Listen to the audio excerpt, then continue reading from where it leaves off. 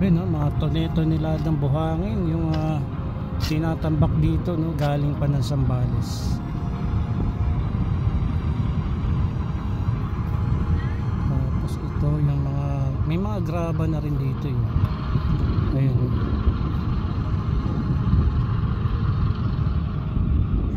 Baka mag-i-start na yata rito ng pagsisemento no. Pero malapit na rin kasi magdikit itong no, itong Island A at Island C. Ito guys, tingnan nyo. Konti na lang to ayun, malapit na magduktong. Siguro hindi abutin ng 1 buwan, magkadikit na itong area na yan.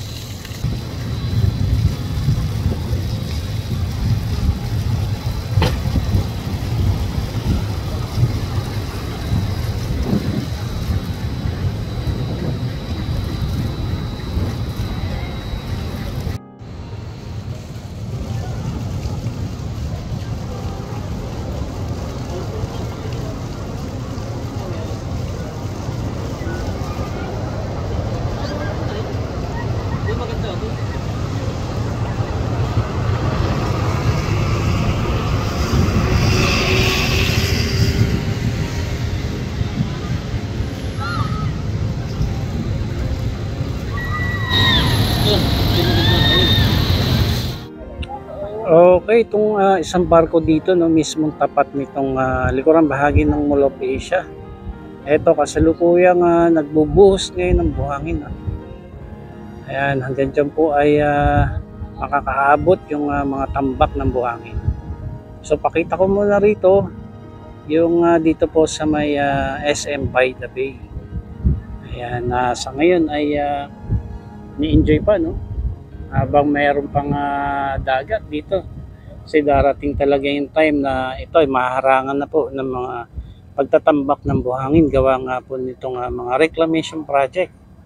Ayan, expansion nitong Mall of Asia. So siguro yung pinakatabing dagat, doon pa tayo pupunta kasi hanggang doon yung tambak ng buhangin Yan. So dito lamang ito kitang-kita po natin lapit-lapit lamang I think may mga 300 meters yan yung distansya niyan mula rito sa may seawall.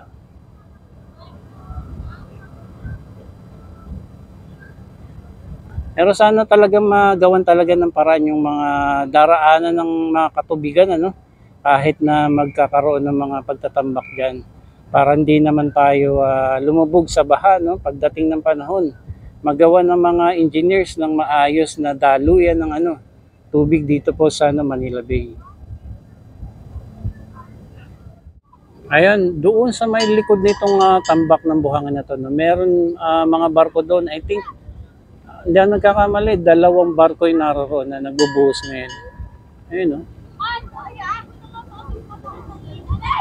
Mamaya punta tayo doon sa may bandang dulo para mas makita natin yung mga operation ngayon dyan ng pagtatambak ng buhangin. Alright, ito po yung ating mga kababayan. Enjoy na enjoy po dito sa may likurang bahagi ng Mall of Asia. Ayan, habang nakikita pa po natin itong dagat dito. Ayan.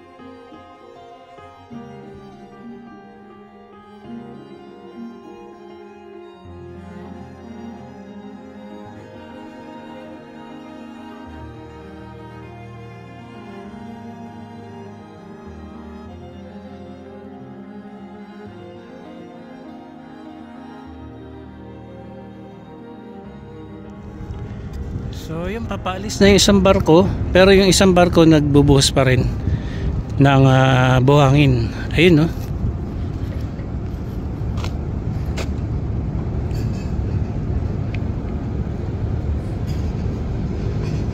Laking barko na yan no.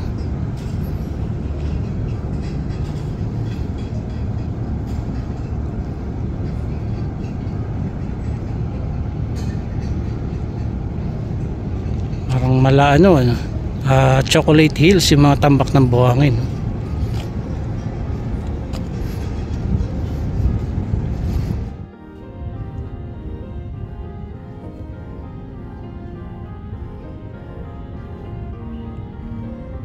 Ito yung mga tambak ng buhangin guys oh.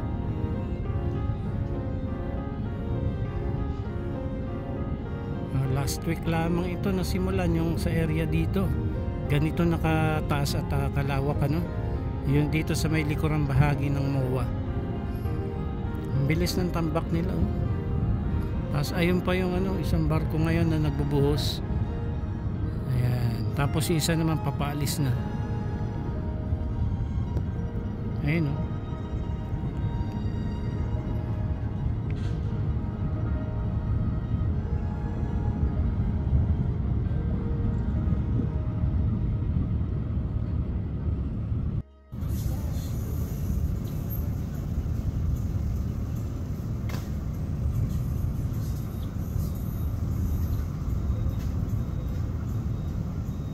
Papaalis na itong isang barko no, katatapos lang nito magbuhos ng buhangin.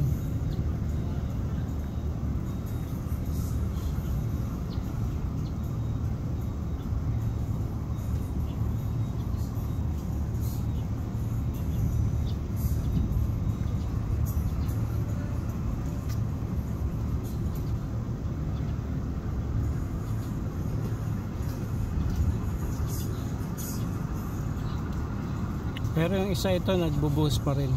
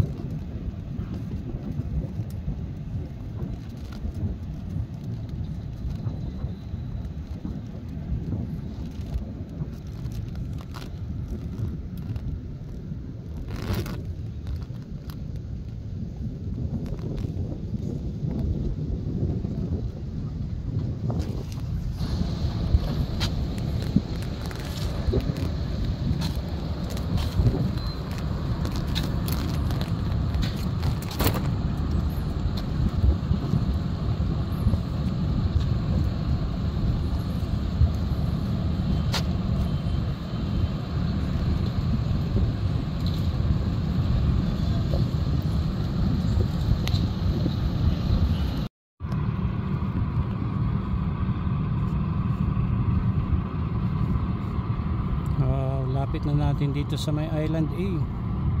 Ayan o. Salukuyan nagbubuhos ngayon ng buhangin.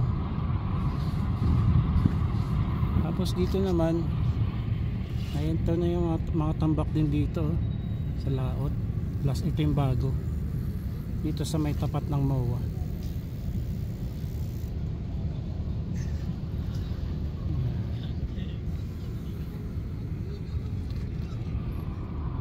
Punta tayo dito. So kikita rin natin yung mga equipment dyan na busy rin sa mga backhoe at mga bulldozer sa mga operation dito. Ayan lawak na niya mga kababayan. Dito sila nag start dyan sa may area na yan.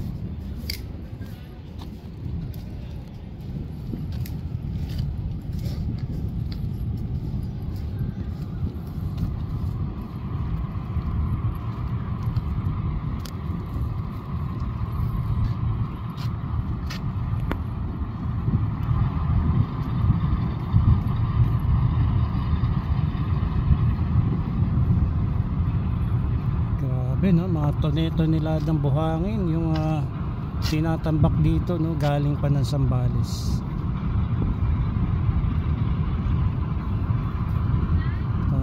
Ito yung mga, may mga graba na rin dito yun. Ayun.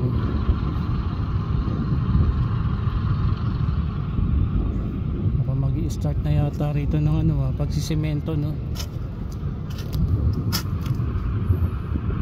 Pero malapit na rin kasi magdikit itong ano, no, itong Island A at Island C.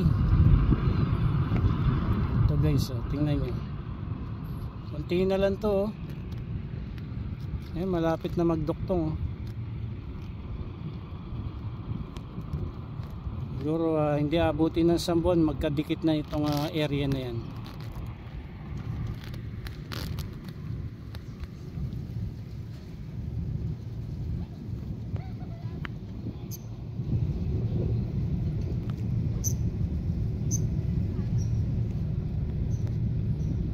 So kaalis lamang din ng isang barko na nagbubuhos dito sa Island A. Ngayon isang barko na lamang yung nagbubuhos. Yan, mga 1 linggo na, ay mga ala pang 1 buwan, magkadikit na itong Island A saka Island C.